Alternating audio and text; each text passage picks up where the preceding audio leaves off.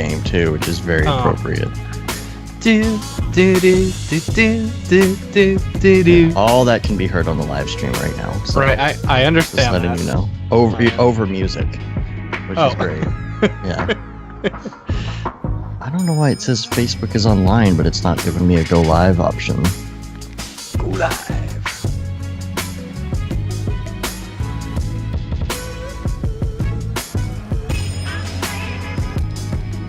There it goes. Podcasting live. That's not us though. Those are just videos. Oh, no, that's modeling. I don't see it on Facebook. Why don't I see it? Because it's not live yet. Like I said, I'm having trouble getting it going live on Facebook. There we go. Alright, that is live. Facebook is? Facebook is now live. Everything is live. And everything? Everything's live. Even the website? Everything is live. Stream-wise. Broadcast. No, that's not the website, isn't? Because everything's live now, and now I have to go put it into the live thing. Gotcha. It's a process. What's the process, guys? I wish you could have an automatic thing on like the website. That would be really cool. But now it's live on the website. It is. Yes it is. I'm gonna do a little live call out here. In general, I'm gonna do an @channel. Don't do an @channel. People are annoyed by @channels. I'll do what I want. All right. I would just now that this is officially on record that I said do not do @channel. Okay, fine. I won't do @channel. Good. Okay, good.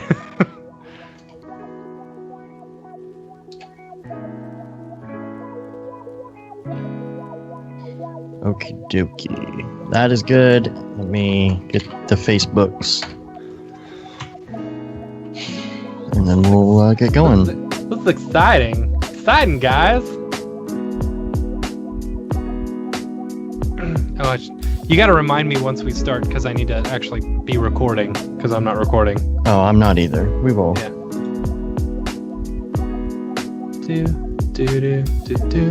Let's see. The Facebook version always screws up for some reason, and I don't understand why. It just stops. But all right, everything is live.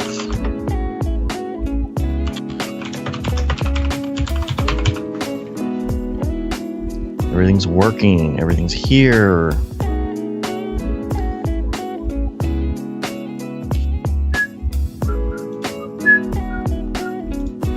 I do like that Periscope just goes live on its own.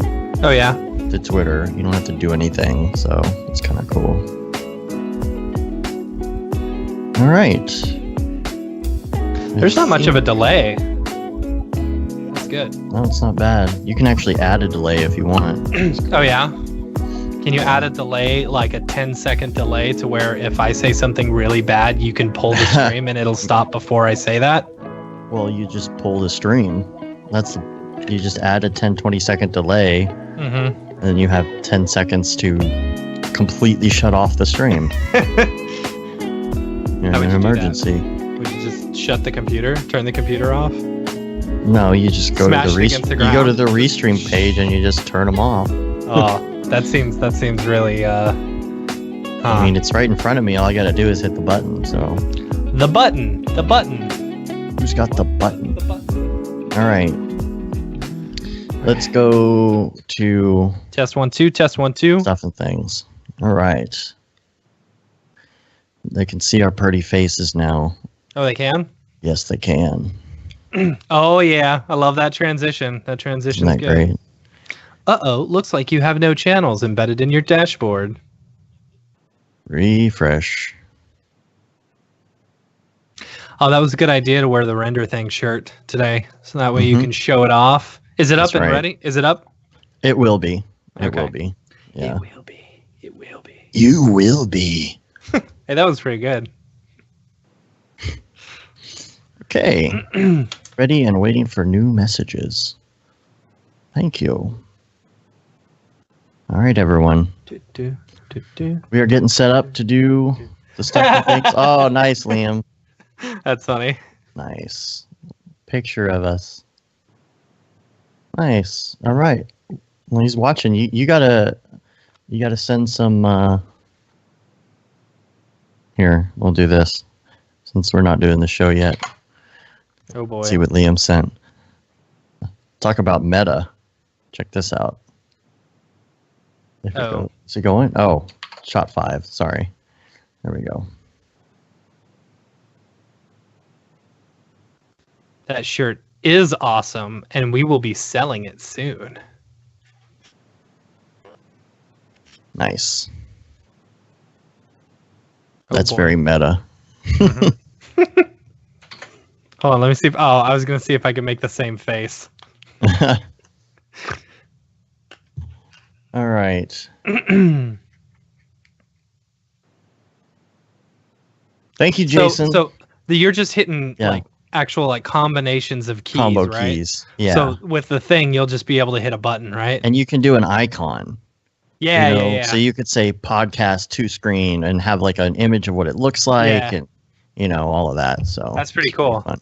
For 150 bucks, that ain't bad. Yeah. Thanks, Grant. Shirt's gonna be on sale soon. Thanks, Jason. Shirt's gonna be on. See, everybody wants a shirt already. I know. You could probably it'll probably be today, right? Today? Yeah, it'll be today. I'll have it up today. Sweet. I can post the link in the In the dingus. the dingus. All right. I think we are good. Yep. Looks like chat and everything's going. Everybody can hear us. I'm gonna go to Logic, and I'm gonna start the Skype recording backup thingy. Remind me later.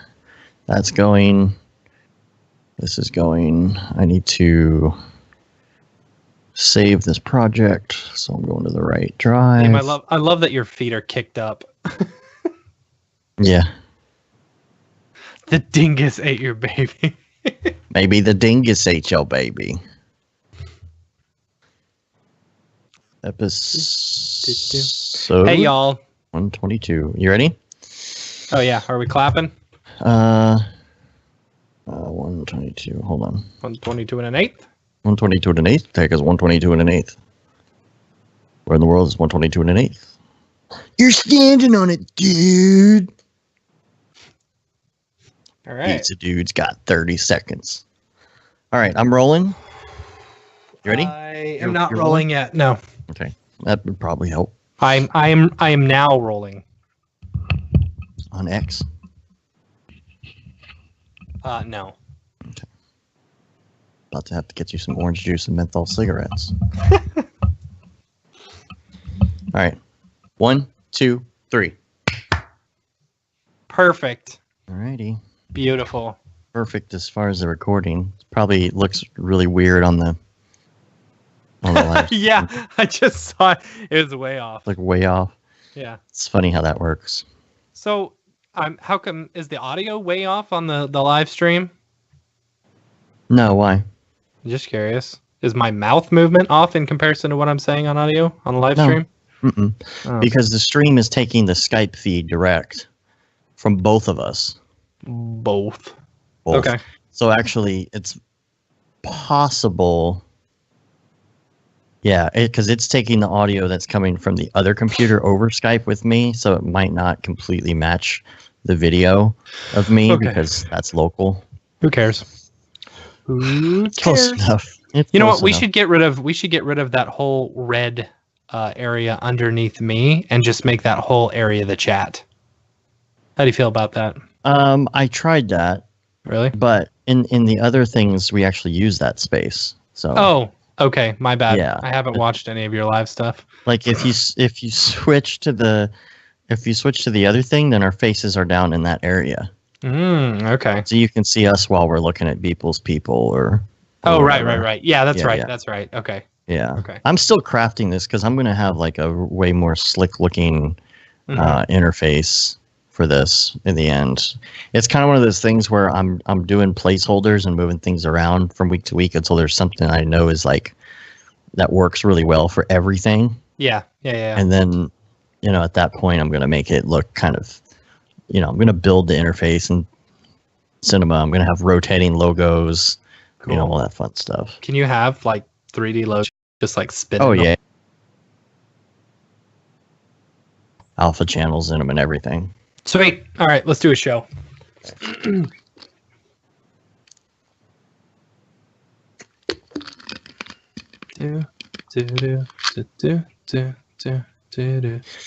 Girl You from E. really smell like dog buns. Oh, I was singing it. Now we got a copyright claim against us. Yeah, I don't think so. Yeah, no. Did you? All right. Okay, never mind. Go ahead. Let's do this. All right.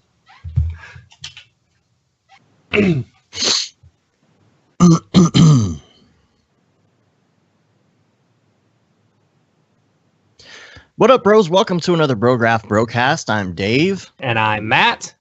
And Brograph is a supplement to our site, Brograph.com, which is a motion graphics tutorial site with tutorials, plugins, podcasts, and other MoGraph stuff. And on the show, we talk about everything ranging from motion graphics to Cinema 4D, After Effects, plugins, render engines, doing business, doing taxes, being a contractor, or working for the man. Yeah, you did it once. I heard the straining. I was running out of breath. Did it, though. That was good. And you can email us, brograph@brograph.com, and give us your suggestions for the show. We are having a really big Q&A answering session today. That's basically what the entire show is for the most part. And so all of your questions that you send us they can be questions about cinema or about the business. They can be hard, easy. It doesn't matter what it is. Send us your questions, topic ideas, or whatever it is to brograph@brograph.com. You can also put the show topic ideas in the Brograph Slack channel. That's brograph.com/Slack. There is a channel for show topic ideas, and a lot of people have been putting stuff in there.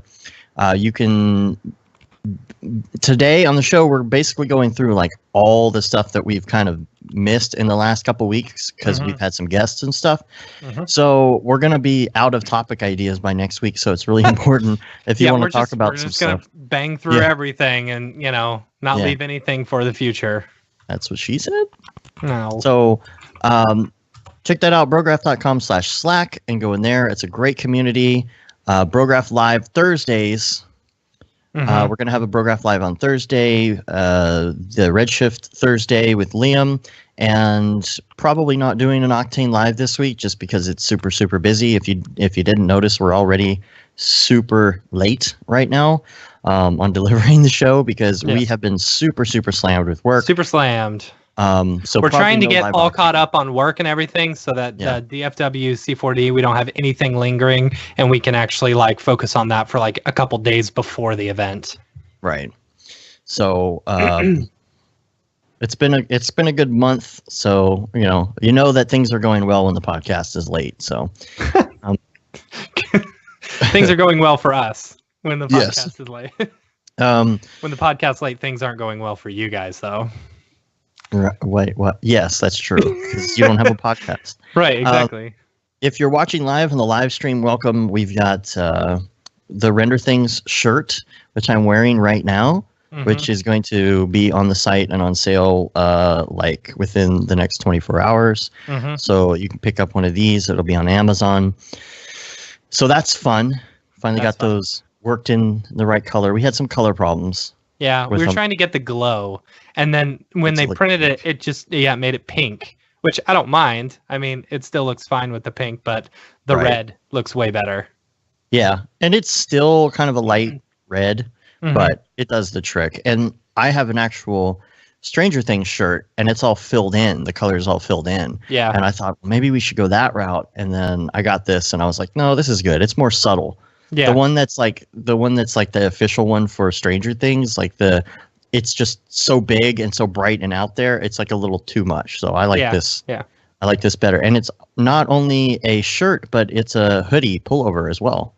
All right. So you get the hoodie pullover Render Things. So that's and fun. They're the more softer ones, right? More softer indeed. Well, the canvas ones, right?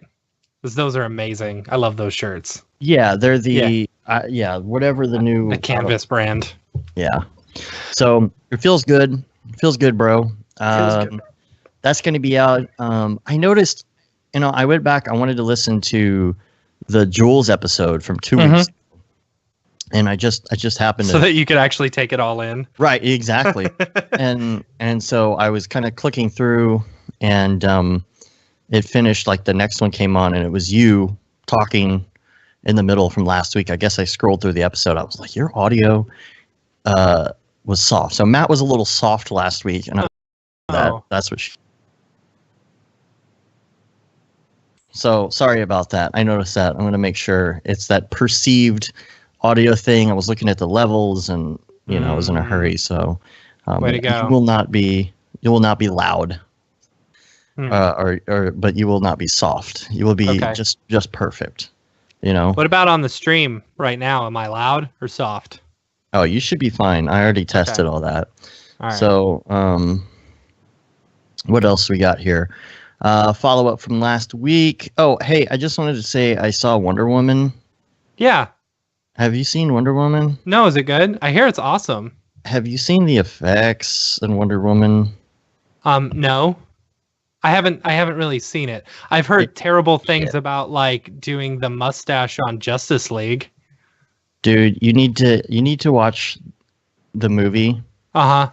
Because it's not about the movie itself. I have no problems with the movie itself, but you got to watch it and look at the effects. It's just like, ooh, that's really low budget.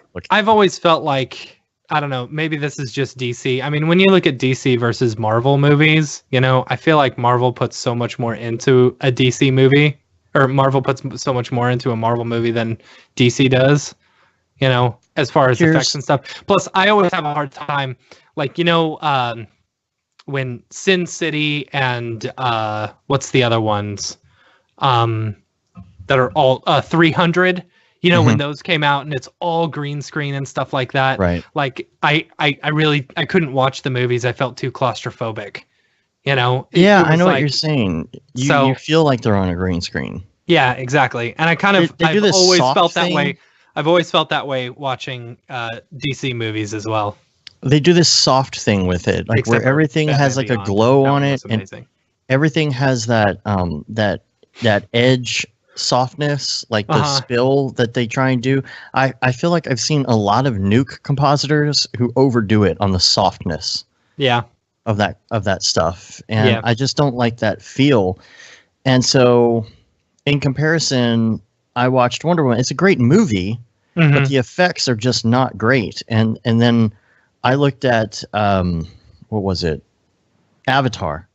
I put on Avatar and I started watching Avatar, and that's like 10 years old at this point. Yeah. And the effects were so good. I was like, you can't even tell what's CG and what's not, and what they shot and what they didn't shoot. Also, look at the difference between I think with Avatar, they had a whole lot more time in order to get that out. And I want to say at the time it was one of the biggest budgets ever. Yeah, it was. And so like then you've got DC or Warner Brothers who are trying to pump out. They're trying to go on like a Disney style. We've got to pump out a movie here and a movie here and a movie here, and it has to be on schedule and stuff like that. So of course your effects are gonna, do you want to pay a lot, or do you want to pay, what is it, fast, expensive, and or fast, cheap, and what's the other one?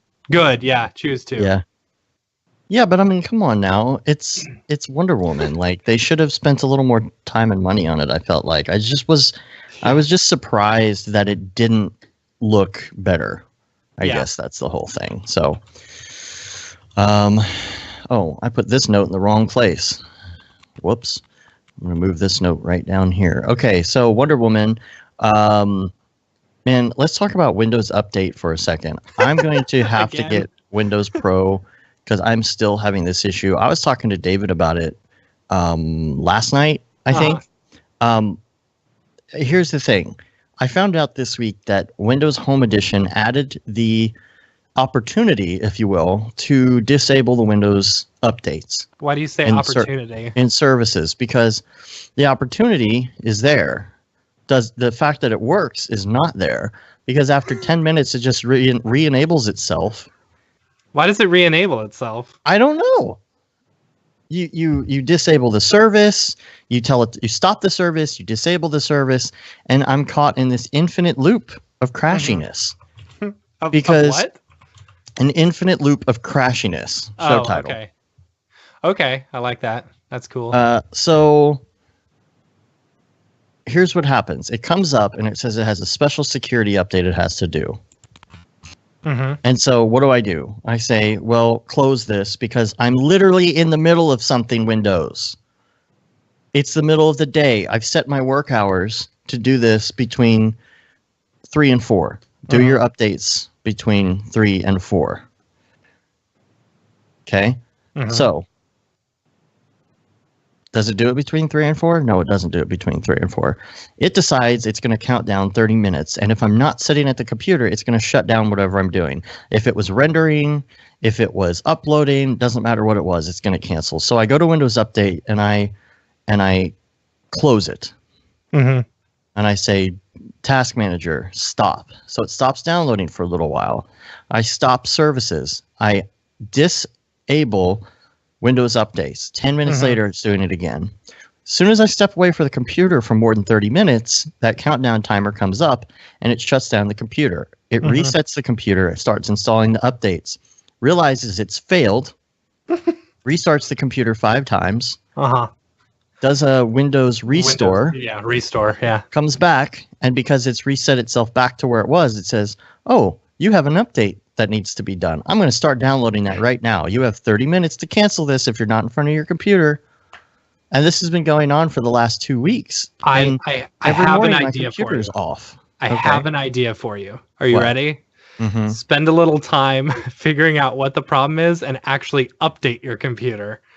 But I don't know what the problem is. I know. Just Google it real quick. You know, I have been.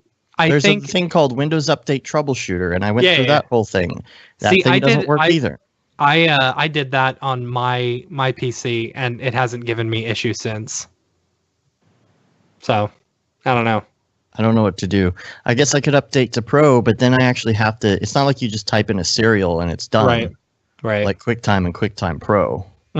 It's like you actually have to install it. Which means, of course, what am I going to have to do? I'm going to have to make sure everything's backed up.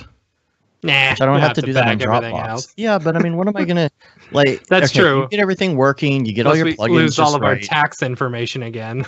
No. That was a one-time thing. I know, and that wasn't your fault. That wasn't your fault. Yeah, I'm just giving you crap. I put everything on there. It's the software. That's the problem. It's just installing. If this computer was gone, I wouldn't really lose anything except all my ridiculous amount of time that I got all my settings and my software right, and my plugins right, and my serial numbers and all that stuff. That's the stuff that I don't want to do again. And this is the problem. Moving to Windows is that you've got to deal with this stuff constantly. That's why I moved to Mac in the first place. That's the frustrating part. I wish I could still be on Mac because it leaves you the freak alone when you're trying to work. Why is it such a hard thing for people to understand? Mine says, do you want to update all the time? Right. And you say tomorrow. And does it reopen in 10 minutes and try and do it again? No, it doesn't. Yeah. The tax thing, that's because I got the new Razor. Yeah. The taxes, again, they don't do corporate tax they don't have a Mac version of the corporate tax software. They have it for the other stuff. They don't have it for corporate tax. So I have to do just the part of our business taxes on a PC. And when I did that, I put it in documents. It was a brand new Razor laptop. And I finished the taxes. And the next day, the computer died after I sent it in. So the IRS got it. But then we had to send out for a copy of our taxes back to us because the computer died. I should have just put it straight on Dropbox. But Dropbox wasn't installed yet. It was like that fresh of a computer at that point. So yeah, totally. It's just so frustrating. I'm still not fully used to Windows. I need to go in. I feel pretty good about it. Like I'm in it. I'm in it and I'm good. I think I've been in it for about a year, a little over a year now. It's and I'm not like that. It's the fast. It's the speediness. It's getting around fast, you know? Alt tab. There's little things like that. Like if you want to go between one program and another that you were just in, on the Mac, you'll just hit Command Tab and it goes bam, and it just flashes back over to where you were. You just hit Command Tab real quick. You can't do that. You have to click on it, and even when you hold Alt Tab on Windows, it switches between them. If you let go, it disappears. You have to Alt Tab over to it and then take your mouse and then click on it. Just let me Alt Tab to it. It's little things like that where my workflow has been slowed. Things like, okay, I want to open this PNG file, but I don't want to open it in the picture viewer. If I double click on it, it's going to go to where? It's going to go to the picture viewer, not to Photoshop. If I want to open it in Photoshop, like Mac, I can't drag it down into the Photoshop icon and it opens. I got to go to Photoshop. You can drag it on top of Photoshop if you've got Photoshop open. So you have to open the windows next to each other and then drag it into Photoshop? No, just if you've got Photoshop open, you know. You can't drag it on the icon. It won't open the PNG. No, not the icon. You just drag it on top. It'll open it up. Of the software. Well, so unless, yeah. See, that's what I'm saying. Like, there's just so many things that are just 90% easier on the Mac that could be solved so easy on Windows, but they don't do it. They're abortion of a file explorer. They're like awful. I mean, there's just so many things like that. And even the shortcuts, I almost have all the shortcuts, but I'm kind of guessing just because the buttons are in a little bit different place. It's like you don't remember what the shortcut is. You remember the muscle memory. So I'm having to retrain the muscle memory because you've got Shift, Control, Alt, and then you have Start, which you barely use the Start key for anything. It's not like the Command key on Mac. Yeah. But I'm still trying to figure out, and I've kind of named the key commands on my own, because like if you're going to hit Control Alt, for example, it's kind of like doing the rock, the rock symbol with your fingers, right? Rock on. So I'm like, okay, this is a command that's a rock command, because I'm not going to remember Control Alt or where it is. I just remember it's the rock thing, right? Or I'll call it a mash if it's all three of them, like you're trying to do that save for web thing, right?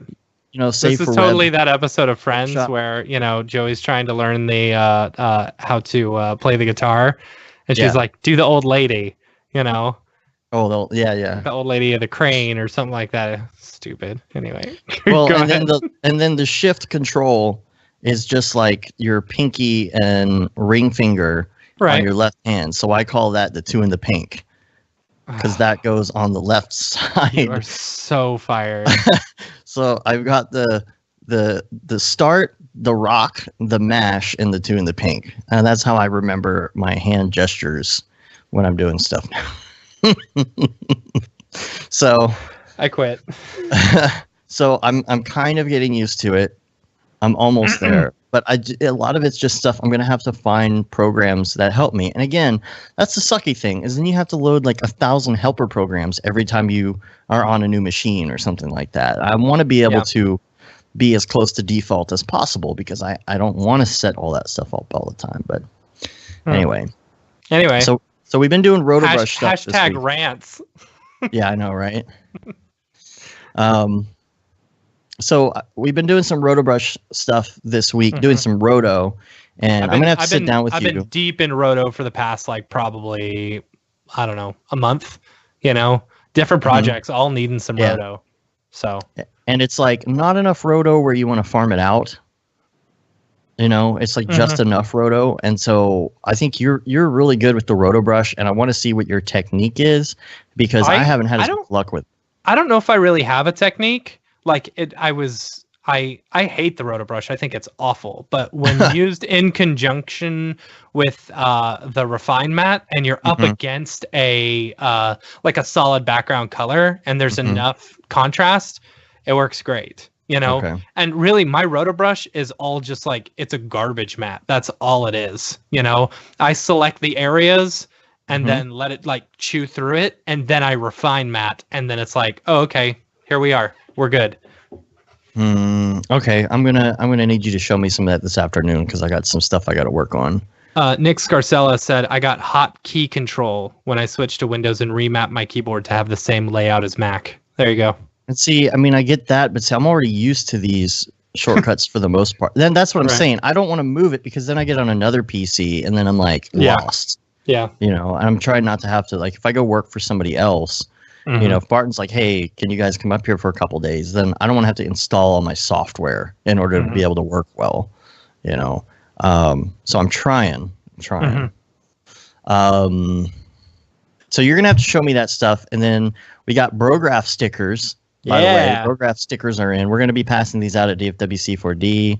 Yeah, or hit us up on at NAB and we'll give you one. Yeah, those aren't anything that we're going to like send out to order. I mean, if you want to buy like a giant pack of them, we could probably get you the link to our order and you could probably get some, but we'll pass those out if you see us in person. Yeah, I don't know if you want to buy a package of 50 of them, you know. Right, I don't know what you would do hockey with that. Puck. Looks like a pack of skull electrical tape. That's what it is. Some skull. You gonna dip a skull? Yeah. Put in that chaw. Kit Bash 3D is going to be live in -9 minutes. Oh, okay. With our boy David Ariev. David's going to be on. We should just rebroadcast the live stream and just sit back and watch the whole thing. Yeah, right. We'll just Podcast chat done. on what they say. Brograph branded pogs. Yeah, that's hilarious. We'll have some. We'll do Mystery Science Theater 3000 with David's live stream. We could have set that up, do like a green screen, and so I don't have a link to that yet, obviously, because that's going live right now. But when there's a link to that, we'll put a link to that. And we did not do Brograph recommends with Jules. We did not. No. We need to do that next time. Not last week. That was like 2 weeks ago. 2 weeks ago. Yeah. And so what I'm thinking on that is that I don't know. He's a CEO, you know, it's kind of one of those things where like he's a big deal and we were like, I don't know if I want to. No, I think we just forgot. You know. No, I thought about it, but I was just kind of like, I don't know if he wants to play that game or I don't know. Yeah. But we'll try that. We'll try that next time he's on. All right. So quick VR corner wanted to hop to. You put this in our notes, which is Quill updates in VR to do animation, which is really man. Cool. If you've seen some of the stuff that people have been putting out with Quill and like just doing the animation, from what they've been saying, it's like surprisingly fast to be able to do it. And so like you've got people who are pumping out like, 5-10-second animations in just a couple of hours, and it looks so cool. It's got such a cool look to it. Yeah, I'm really interested in trying it out. I just haven't had a chance. I don't know that I have Quill loaded anymore, so I'm going to have to reload it and check it out. So what is Kit Bash? I didn't even know Kit Bash was like a thing, like a live thing. Yeah, I didn't either. Because the first I had heard of it was I mean, I had heard the term Kit Bash, from David and stuff, but I thought that was just like an industry term that I didn't know. Well, see, Kit Bash 3D is just, it looks to me like it's just a website. So they must be doing like this separate live stream. I think this is because when he did his Space Whales thing, I want to say that's what I might be wrong, but I want to say that's what he used for all those buildings and stuff. I don't know. So maybe. Got to check now and see if he's live. I see they have a Twitch, but it's offline. So I don't know. Maybe I got the time zone wrong, but I'll try and find a link to that I'll put that in the dingus. In the dingus. In the dingus. So let's see. Okay, so now we're going to go to our topics because we got a lot of stuff to talk about. So we're going to start with Steve 765, who says, "What are people's thoughts on claiming freelance clients as your clients on a website, etc.?" I think that's it. No, go ahead. Sorry. Is there a good way of wording it so as not to upset the agency, PR, production company which actually managed or won the project? Okay, I get it now. I've ended up not showing any of the work. I've not directly won over the last 6 years, but I wonder if I'm being unnecessarily too careful. What are people's experiences? So basically, an agency calls you up. They say, we need work done on this project. You help them with it. Do you put it on your site? I say absolutely you do. I would say yeah. I mean, unless you're specifically signing an NDA that says, you know, you can't show the work, or you shouldn't be, you know, you can't rebroadcast it. If you don't sign anything like that, then it's like, all right, this is free reign. This is good to go. You know, I can post whatever I want, because you better believe some of the stuff, like the only stuff we don't post is stuff that we've signed NDAs on. Right. So, and unfortunately, that's some of our best work. It is unfortunately some Everybody's of our best like, work, good excuse. Yeah. Yeah. I mean, we're way awesome. We've done like full feature films and stuff. We just can't show it to you because, NDA. Right. So, you know, there are feature films that were never released. Right. So we are working on one in particular right now, which we'll have our we'll talk about it whenever it's out. In actual movie credits and stuff, which is pretty cool. It's kind of exciting, you know? Yeah. So like on the big screen. So the thing about this is, to me, is the clients thing. So let's discuss that. Yeah. We don't really list our clients, air quotes. Yeah. When you just post the work. It's obvious who the client is, right? Sometimes, we don't really, a lot of people are real big on having a page that says, look at all the people we've worked with, and they put their logos up and all this stuff. It's like, if you watch the video, you can see. Now, there's some stuff that we've done for different people, especially on our site, where we put in conjunction with this ad agency. We've done a lot of stuff for liquor companies in conjunction with these agencies. Right. That's on our site. And I think that's really all you have to do, is just give them the credit and say, this is the agency I was working for to work with, I don't know, Coca-Cola or Burger King or whatever. Yeah. And I don't think it makes it any less impressive that you did work for Coca-Cola or Burger King. It just says you're working with these people together. And unless they have a problem with that, or like you said, you have some sort of NDA or something that says you can't post certain pieces of work, I don't see any reason why you couldn't do that. Right. I agree. So, and there's nothing against putting, you know, the companies you've worked with on your website. You know, we just don't. No, nothing wrong with that. It just seems like a little overkill. It seems like you're going out of your way. I don't know, just to make it. I don't know. Yeah, maybe. Yeah, you're blurry. It's all right. You're tooting your own horn. That's okay. You're allowed to do this in this industry. Oh no, I'm blurry. Yeah, you're blurry. Why can't I see you? There you are. So, all right. So let's move to Tokyo Megaplex's topic, which I think he just joined the chat. So this will be live. Maybe we can get some feedback on what we're talking about here. This might be kind of a taboo subject, but have any of you guys worked for shops that had a bunch of pirated software? Oh, that is such a good question. Said I did on a job once, and the guys who worked, the guys I worked for wanted me to work at their studio for a new project. I wanted to tell them I'm down on the condition that they don't steal the software, since it makes me uncomfortable on one hand, but on the other hand, it's also a really huge pain in the butt when things aren't up to date and have trouble working together. How would you guys approach this if you started working somewhere and they weren't paying for the software? It just seems really sleazy to me. And well, here's a question: how do you know that they didn't buy the software? That's one question. You know, because most of the time you don't really ask. You know, you just assume. Right. You assume because we're doing it, everyone else is doing it right. You know. So since we're paying for it, everyone else is. I don't know. Well, I think this has changed a little bit, honestly, in the last 5 years with Adobe CC. Because places we were working before, you would not know what version of Adobe they were going to have. You're like, are they going to be on CS4, CS5? Yep. You know, version 8? You know, God knows. And I worked at a place where every computer had a different version of Adobe software. It was like you'd be working on CS4 on one, then CS6 on another, and it's like, dude, these things, and so you're having to do XMLs in between everything. It's like, Oh gosh, so bad. see, that's the thing. Back in the day when CC wasn't a thing,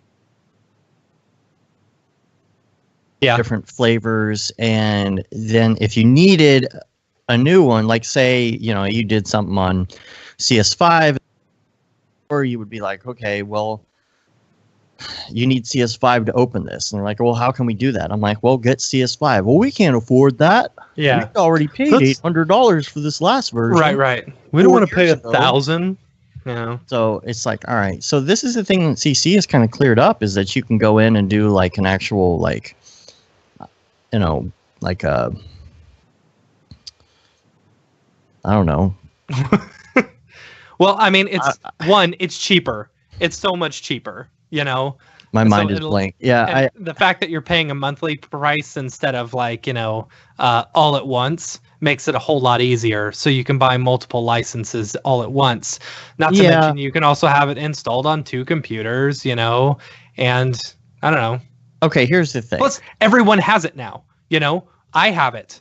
Back in the day before Adobe Cloud came out, I didn't have it. I didn't actually own a physical copy.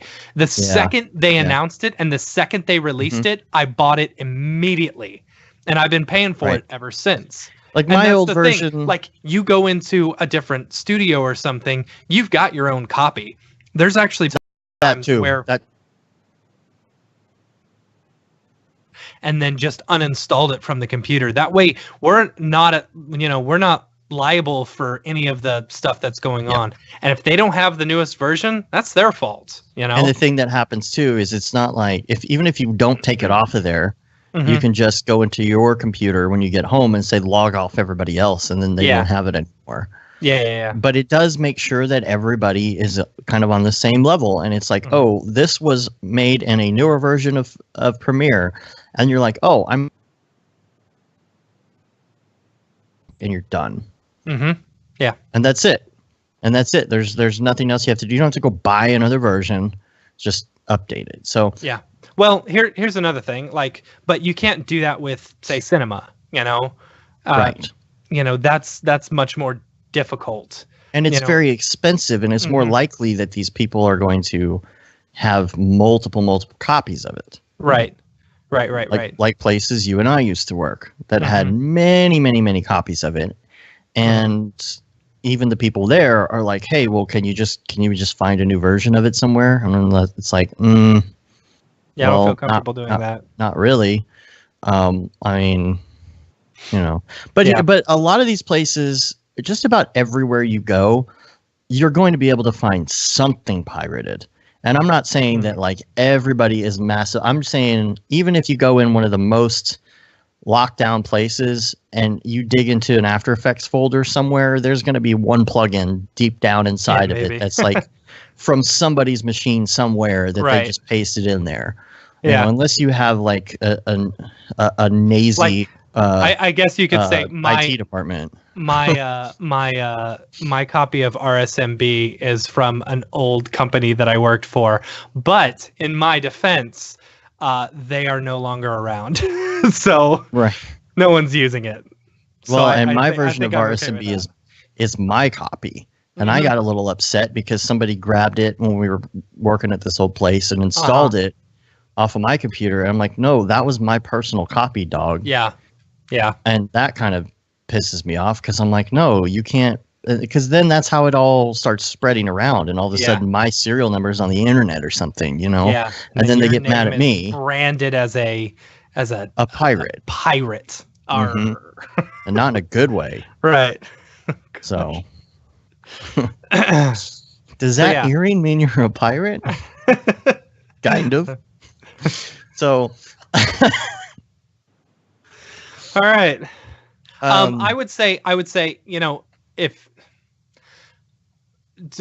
if just don't ask, if you're going into a place, if for sure, you can pick and choose your battles, There's some places where it's rampant, and there's some Yeah. places where there's like one or two little things. Yeah. And, maybe that's one of those things where it got overlooked, and they're going to say, hey, we just started using the software a lot, and we realized that it's pirated. We're going to go ahead and buy it.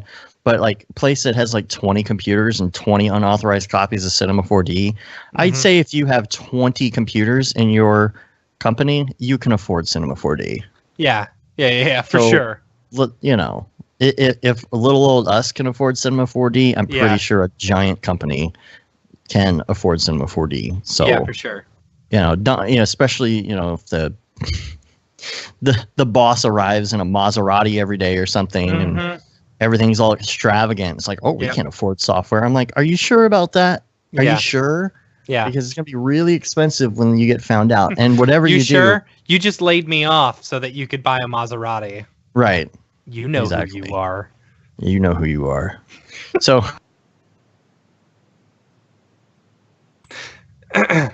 what about? Okay, first of all, I'll say Nuke. Mm-hmm. If you work at a company, I'm just going to tell you right now because I've seen it happen twice now with some particular person that I'm not going to talk about. Nuke and what are they? The Foundry. They are beasts with their pirating. Do not pirate Nuke. Well, in his defense, I will say that is probably my fault. Maybe, but here's the thing. Okay, so I saw this ad on Facebook that's like, pirating. Do you know a company that's pirating software? Fill out this stuff and you'll get money back. And come to find out later that it's total crap, and they actually won't give you anything because if you read in the terms of agreement and stuff, it says we don't have to actually give you anything.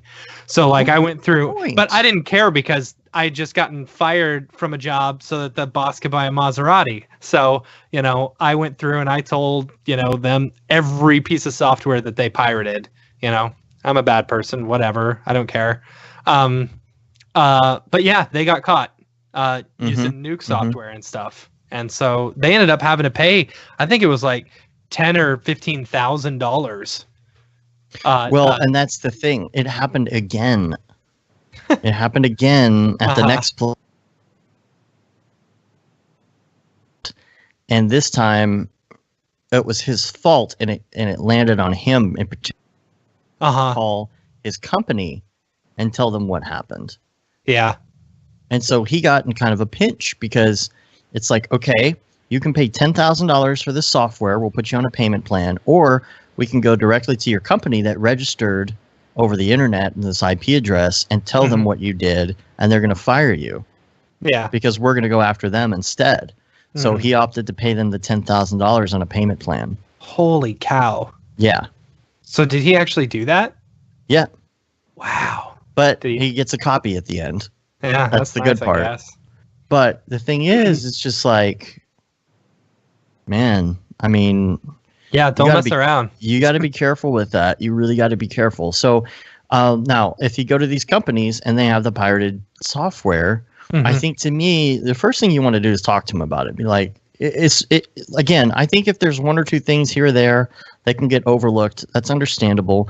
But if it's just on a mass scale, they're like, hey, check it out. We've got Fusion and all the Photoshop and Adobe products and Cinema 4D and 3D Studio Max and Real Particles. And it's all pirated. And it's on 40 computers. It's like, okay, come on, guys. You guys are obviously making money, so buy it. So, use your discretion. I think maybe, if you would talk to the people that are in charge and just say, look, here's the thing, I'm uncomfortable using this, or say, I think you guys need to be paying for it. Obviously, if you report them after you say that, though, then it's going to be obvious who reported them, but who cares if you're not going to work for them anymore? So there's always Blender and GIMP, like Swaroop Patil said on the chat. Say, okay, I'll do this, but I've got to use Blender and GIMP because I'm not comfortable using your software. Right. So I'm gonna need some time in order to learn those. Right. I'm gonna be learning on the job. Well, that's the problem. Is they'll just be like, okay, we'll call somebody else. Yeah. It's tough. Here's the other side of that, though. Yeah. Go ahead. Well, my question is, why do you feel uncomfortable? Is it the moral dilemma? Yeah, I would say Because so. if it's a matter of you just don't want to get in trouble, I don't think you're going to get in trouble. If somebody hires you Mm-hmm. and you come in and you're working on their software, you can just be Yeah, like, it's not your responsibility to know whether or not they're not pirating their software. You right. know, You just they're hiring you for a job, so they're the ones doing it. Yeah, right. You're not going to get in trouble for that. Mm-mm. You know, you're just sitting in front of the computer, so let them do that. If it's a moral thing, well, that's different because that's you just not wanting to do it because you feel that it's wrong. So there's that as well. So yeah, totally. all right, let's move on to Ri-Fi. Ri-Fi said, client just asked me for my source files. Oh man, I feel like we talk about this one a lot. We do talk about it a lot. It's AE something. projects, These are all things that come up in the industry all the time. yeah. AE projects, elements created, etc. for a recently completed project. That's never happened before, and I don't know what's generally considered acceptable. While I don't mind giving it to them, they'll have issues getting it to work because we use plugins quite heavily throughout. Any thoughts? Okay, first off, like plugins and stuff, if they're asking for source files, that's not your issue. That is not your problem. You know, and the more the more plugins you use, and the less that they can actually afford to buy and stuff like that, the more they're going to come back and actually use you. You know, right? But you're gonna have that thing where they come back and say, "Well, can you give me a copy of the plugin? Since you used it, you could give me a copy of it, right?" No, well, it doesn't work that way. You got to have your own copy of this plugin. Yeah. Unless you have a deal with them ahead of time that says you're going to do source files. But again, I've said this before. I work differently in my organization when I know that somebody else is going to have these files. Yeah. Same here. You know, I might label stuff a little more extensively than usual. Right. You know, I label a lot, but when it comes to, let's say you're in After Effects and you put in a background color, right? I will probably not label that because it's on the bottom of the stack. Right. Anything named solid, I won't name. Yeah, solid, right? Yeah, but it's always solid. I might do them a solid by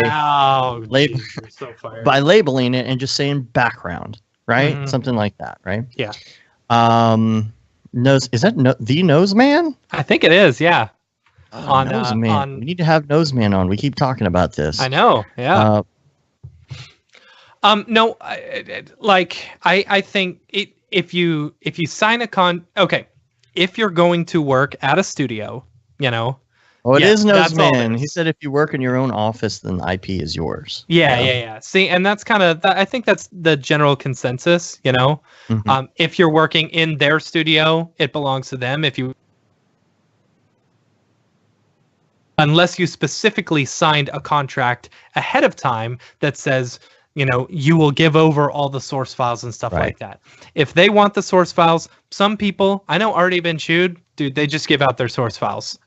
Barton, he doesn't seem to care about it, you know? Like, it doesn't seem to be an issue with him because he's still got people coming back to him. But, you know, us, we don't like to give out our source files. You know, we like to keep it unless... You know, one, it keeps clients coming back to you, which is always good. And two, I don't know. I guess it keeps clients coming back to you. It's your stuff, you know? Yeah. So I think it depends on the client. You know, we've got some clients that are studios. And for me, let's say we're turning that stuff over to a studio. They're more likely to know what to do with the files. And what are they going to do? They're going to take they're going to take they're going to take what we did. They're going to open it up. They're going to make variations of it that they would have hired us to do because they are a studio. Noseman says, a friend says, make it editable at high poly resolution. And that guy with a MacBook Pro isn't going to be able to open it, right? Yeah. So that's one of the things is that you're losing money because they're just doing the variations or the changes. They're not coming back to you for major changes. There's some people, you give them these source files, they will not know what to do with it. But our contracts say by default that you don't get any of this unless otherwise stated. Yeah. And if somebody doesn't read the contract, that's not my fault. Yeah. And you know? we do offer it for a price, but we will actually give the source files if you want to pay extra. Yeah. We didn't agree on that initially, but we gave it to them as a sign of good faith because we wanted to do more work. Dude, they had no idea what to even do with them. And we ended up coming back for like 3 or 4 or 5 more additional rounds of changes. They also didn't understand Dropbox and couldn't download a 90 gig file, but whatever. Right. They gave up on downloading the file and said, hey, can you guys just do the changes for us? Because we can't even get the files, let alone understand them. Dan, that sucks. Dan Marino said, I did the same thing. They were pirating 6 copies of 3ds Max and V-Ray. They didn't pay me for 12 weeks. Yeah, that brings up another situation. If you've got someone who is like, a pirating software, where's their money flow coming from? If they're having a hard time paying for their software, they're going to have a hard time paying for you. That's really good. That's a good one. Yeah, indeed, Grant. Indeed, that is Noseman himself in the Periscope chat. Yeah, that's awesome. It's awesome. I cannot wait to have Noseman. Let's connect. And not the next couple weeks because it's crazy. But as soon as DFWC4D is over, between DFWC4D and NAB, dude, let's do it. Let's do it. It's going to be such a great episode. Yeah. It's going to be like a 4-hour episode too. I guarantee. This is one that I can just sit back and let Noseman talk the whole time. What's up, now the French monkey is here. Yep. This is just awesome. Yep. All right. Have we covered enough on that topic? What was the last topic? The piracy. Oh, and okay. The source files. Source files. Sorry. Yeah. Sorry, I switched over back to piracy from source files. Right. No, I think we covered source files. Just, Noseman said it right. If you're working in a studio, it's theirs. If you're working in your home office, it's yours. Oh. Yeah.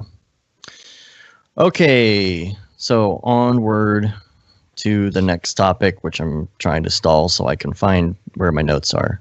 Ri-Fi also asked, do you and or your guests go to an attorney or business consultant to help you with the business side of things? If so, have they helped you? Business consultant, no. Attorney, we should probably. Well, we have. We consulted some people on some things, but still, sometimes attorneys can give you advice, and then you'll lose a $60,000 contract anyway. It doesn't matter. So anyway, we haven't done much in that. It's not that you shouldn't. It's just we haven't had that many reasons to do it. Yeah. I think if somebody has a good link, I know Ryan was actually looking on Slack, on our Slack channel for somebody, particular in the Dallas-Fort Worth area, I think the other day. If any of you listening know of somebody good and business consultant, I would like to hear about business consultants and hear what they have to say. Yeah, I agree. Haven't really thought about paying somebody and getting some advice on some of the stuff we're doing, but that might be a good idea. Yeah. Haley Akins, who we had on a couple months ago before she started the Motion Hatch podcast, I believe a few of the people that she's had on have actually talked like this doing business type stuff as far as like, lawyers and blah, blah, blah, all that stuff, so that could be a good resource for you to listen to. One of the other things, though, is that I know a lot of people that I've met in the past who actually are a little bit over the top when it comes to that stuff. Mm-hmm. I've seen people trying to start a business and they're like, well, we have to have everything perfect before we start. And it's like, dude, everything is not going to be perfect before you launch. You need to just launch, when you can. Get it good enough. There's always going to be stuff you got to tweak. Don't think you've got to get a business consultant on every little thing before you even launch your business, or it's never going to happen fully. You just kind of got to get it going. You can do this as you go. You'll be okay. Yeah.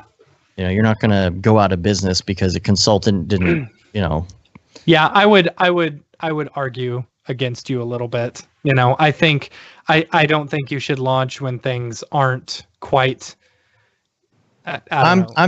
Maybe you and I'm I are not talking about something that. completely different. We're talking about things completely different. Yeah. We have somebody that we know that was working on a Kickstarter, and it never got off the ground because everything was wasn't perfect enough. Yeah. And that's true. not actually our friend, but the person he was working with in particular. And I was like, well, you could start that ahead of time and just kind of roll with the punches and kind of adjust as you go. Mm-hmm. Because, after 2 years of not launching, it's like, well, it's never going to be perfect. Yeah.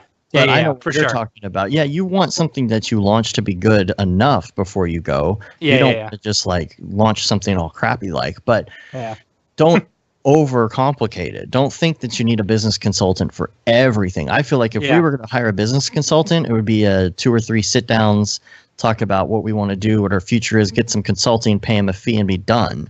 Yeah. And it's not like we're going to halt what we're doing in the meantime, and we'll take those changes into consideration and we'll slowly implement that. We're not going to sit there and just like, well, we're out of business until we make all these changes. Sorry. We'll reopen next month, next year,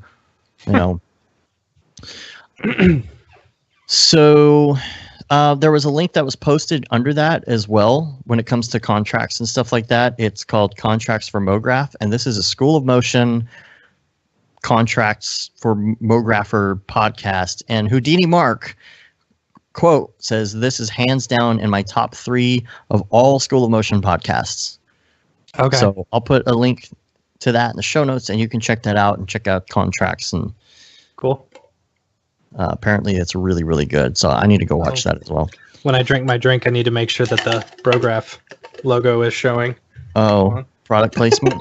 Yeah. Hold on. Here we go. You look like Stewie drinking the tab. All right. Pedro. Topic idea is focus. Speaking of which. What did you say? Never mind. Oh. The topic idea is focus. How do you guys get in the zone and reach your most productive point when creating, and how do you isolate yourselves from distractions? Turn off my Slack computer, and get off of Skype with you. Like this has happened actually quite a few times in the past few weeks where you and I will be on Skype and we won't be talking, but we'll be working. And then we're just like, dude, let's get off of Skype and just jam out to music. Cause like, honestly, music is just like, it's I don't know. It moves you forward. Yeah. It's something about especially driving beats. Yeah. Driving for sure. Or for you, I guess it's like death metal, but death metal. I don't listen to death metal. Punk rock? I don't know. Punk rock and death metal are 2 totally different genres, sir. Close enough. No. Yeah. It's like EDM and dubstep. No. Death metal is lots of screaming and like guttural sounds. So the punk rock is different. Like, I love you. Da, da, da, da. That's so stupid. She left me roses by the stairs. Anyway.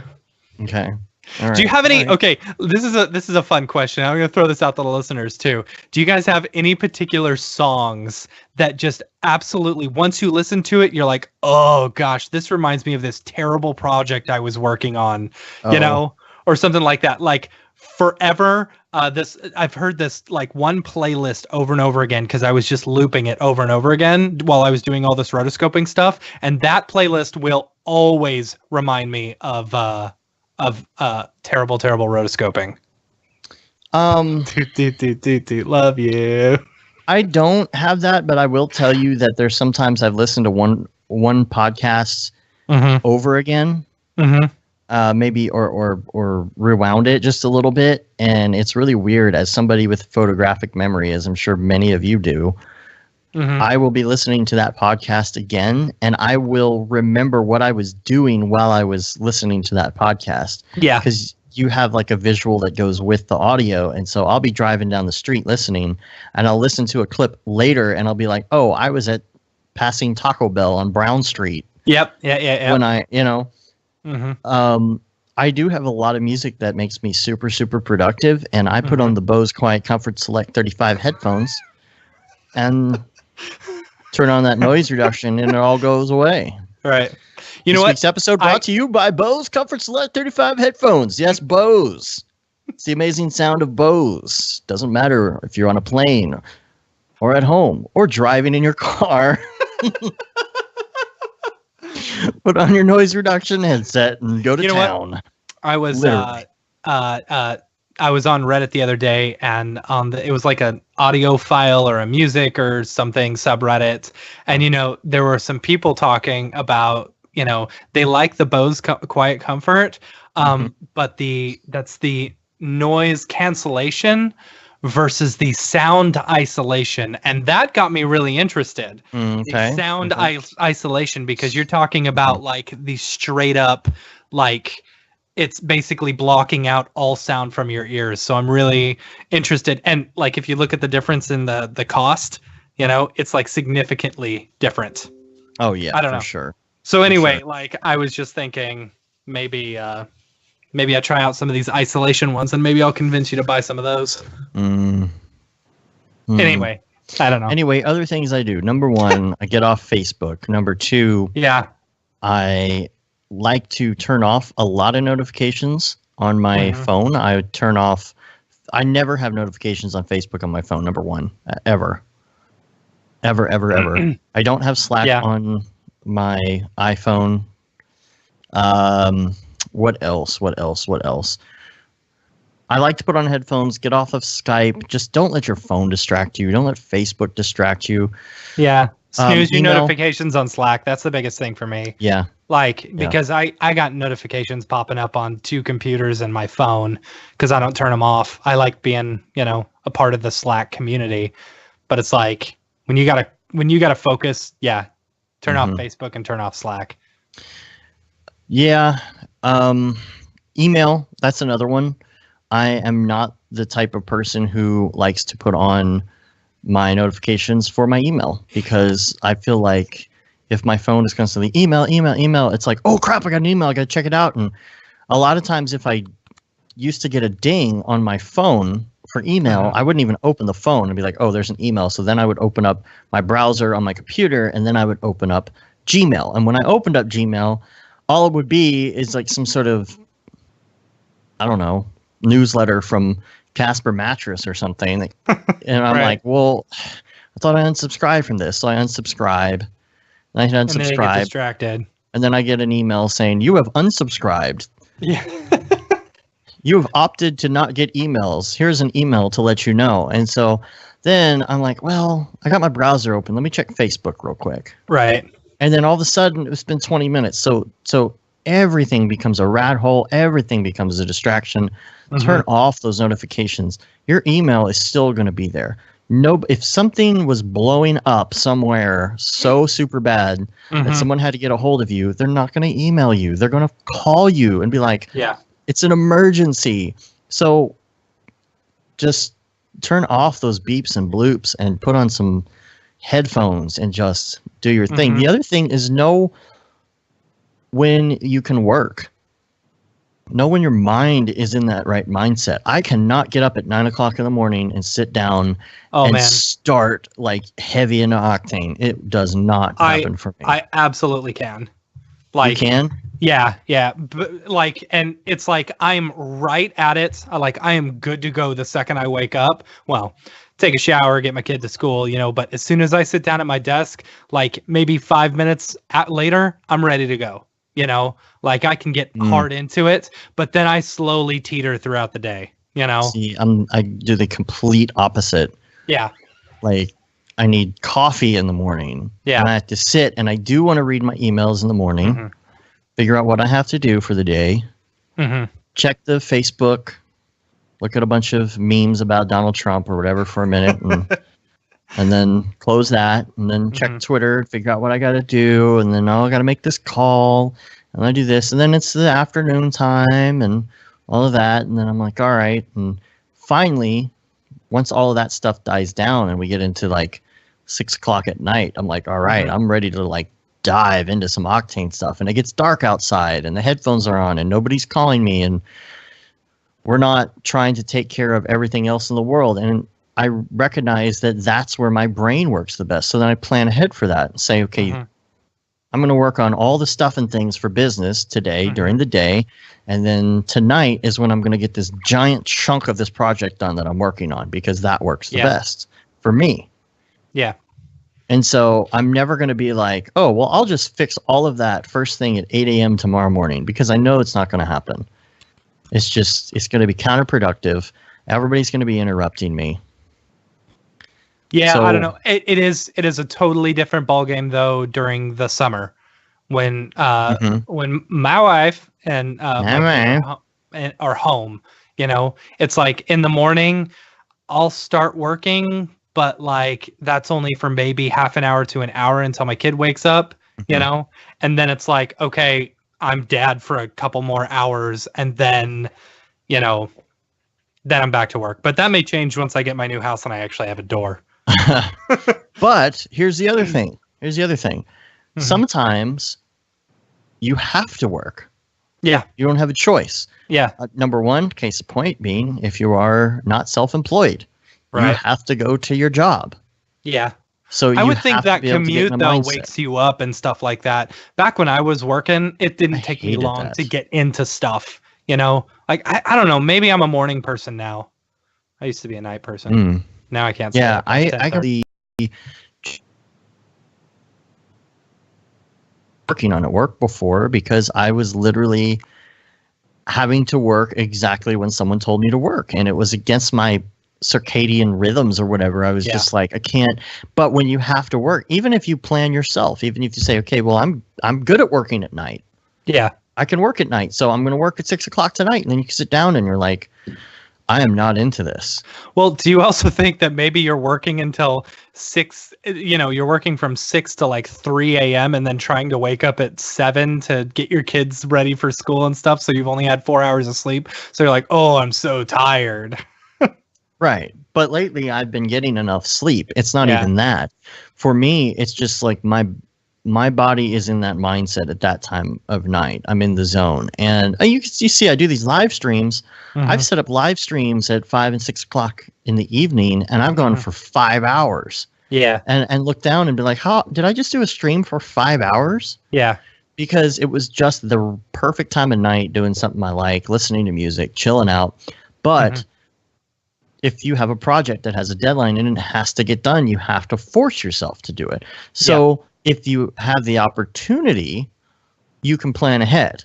If you don't have the opportunity and you have to sit down and work something, how do you get in that mindset when you have no choice but to work? I actually get when I've got a project, like for example, yesterday I had a project that I knew I had a lot of work to do. I knew I had a lot of work to do. I knew I had an extra day today, you know, to do it, but I wanted to try and get it done, you know, in one day instead of two. So like I knew I had a lot of work. So actually while I'm in the shower, I'm, you know, thinking about the day and how I'm going to process stuff and kind of getting shower myself thoughts. Yeah, exactly. Getting myself like pumped up and ready to go in order to, you know, really tackle this project. Right. So that's and I don't know, like I have to take a shower in the morning every time. Even if I know I'm going to work out in like a couple hours and I'm going to take another shower anyway, I have to take a shower in the morning because it wakes me up. I am the opposite. I know. And so you know. I mean, I know because I see your hair whenever you get on Skype with me in the morning. And my hair's always like that.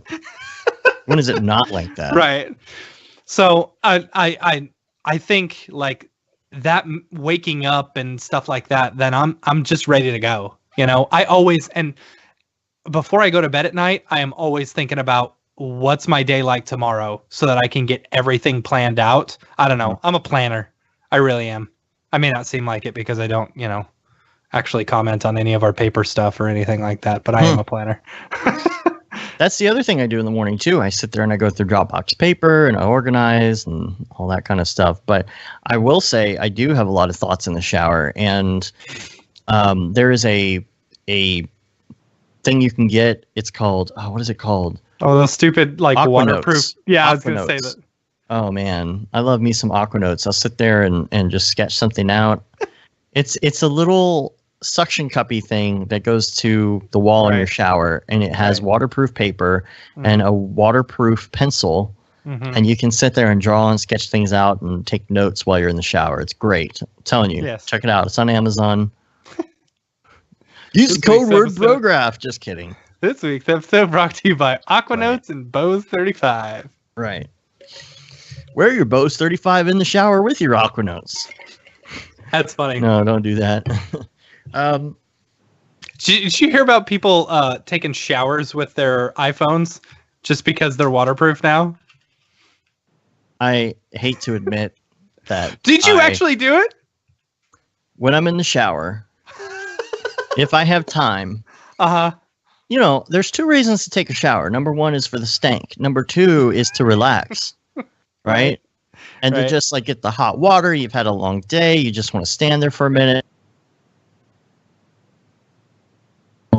before and brought it in because I have an iPhone 10. It's like super close to waterproof.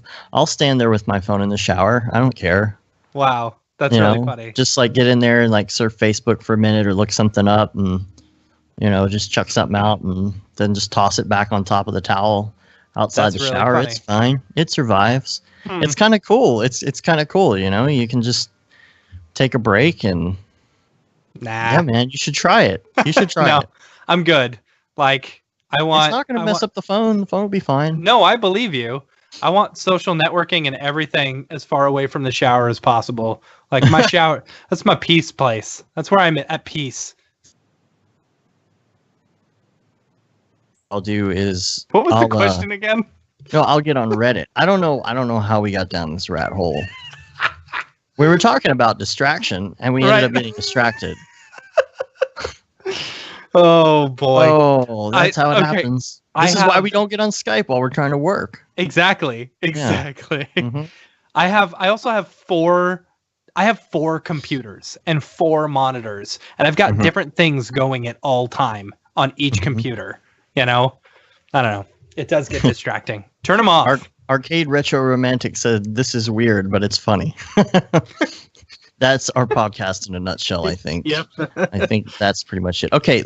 Well, last thing on this distraction thing, because we haven't addressed this. When you have to work on something and you're not in the zone, what do you do? When I have to work, I just start. I just go. Yes. You know, eventually you'll get there. I feel like that is the hardest thing to do when you're like, you don't want to do something. You really, really don't. And you're just getting on Facebook. It's like, just open it up and just say, dude, just go. Yeah. And sometimes, not all the time. Billy Chitkin said, if you ain't scrolling through your fire Instagram feed in the shower, then you ain't living. How else does anyone get inspired? Yeah. That's ridiculous. I think one of the things that happens is if you force yourself to start working on something, a lot of times you actually do get into the zone forcefully. Well, but also think about it. Like some of the stuff that we're doing doesn't necessarily take a lot of creativity, you know? Yeah, you're rotoing something. You just don't want to do it. Exactly. You just don't want to do it. Exactly. Right. So, but once you start, like, then you'll get into a rhythm and you'll feel pretty good, and then you'll wake up, you know? Right. You get through that, you break through that threshold of just crap that's just holding you back from actually opening the program and just opening the files and starting and going. So if it's like Roto or something, I'll put on some headphones. You know, David talks about that a lot. He's like, I'm okay with Roto because I'll sit there and listen to a podcast or do whatever and zone out. I get that. Yeah. I get that. I don't like it, but I get that. Yeah. My first big Roto job, that's where I was introduced to Gary V. And like, you know, I listened to basically his entire YouTube discography, you know. I don't know. So, all right, let's go to another topic. The next topic is from Bebootable. Topic: when a project could be awesome, but you are given no time to do it. And he actually posted this in the Slack and said, he posted a link to something he was working on, right? And he said, okay, well, this is what I'm working on. it's okay, but it could be so much better if I was actually able to spend more time on it and do all of this other stuff. So he says, when a project could be awesome, but you're given no time to do it. This is a project I'm working on and has potential to be so cool, but I only have 2 weeks while still doing other projects to do it. Even if I can slam through it, I won't have the time to objectively critique and iterate. I'm sure this is a problem for a lot of people. Currently trying to get the producer to ask the client for more time, but of course he doesn't want to do that. It's finding that balance. So honestly, I think you went about it the right way. You know, if you've got a more creative and better way of doing things, you know, shoot it over to the director or shoot it over to your client and stuff like that and say, you know, this is the way we should do it if you guys want to, you know, make it exponentially better or, you know, raise the bar a little bit more, then yeah, exactly. This is what we've got to do. And if they go for it, they go for it. If not, you know, just kind of brush it off. Now, there's this video that Matthias shot with Ash Thorpe that hasn't been released yet. And I was watching it, and Ash said his last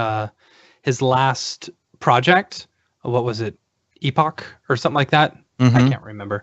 That was originally a client project that he decided to just take on himself. So, I mean, sometimes, if you decide to even not take the job or something like that, if it's for a client and you want to take the job, you know, do your best to get through it as much as you can to put as much creativity as you want towards it within a lot of time frame. But, you know, if it wants... Dan Marino... Yeah, go ahead. I'm sorry, go ahead. No, I was going to say, if you want to make it your own, then make it your own. But then it becomes yours, and it doesn't become the client. You know, I don't know.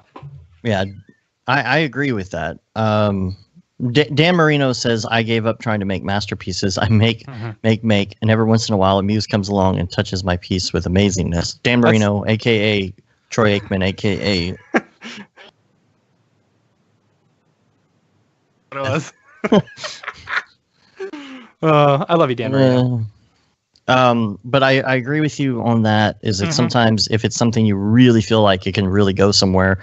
I know our friend Lance in particular, he's done that a lot of times where he's like, I only had like a week on this and I would love to really like push this up a notch and make it really, really great for my reel. So I think that with your client, it's going to be hard to come back and tell them, well, this could be really, really great if you just spent a lot more money.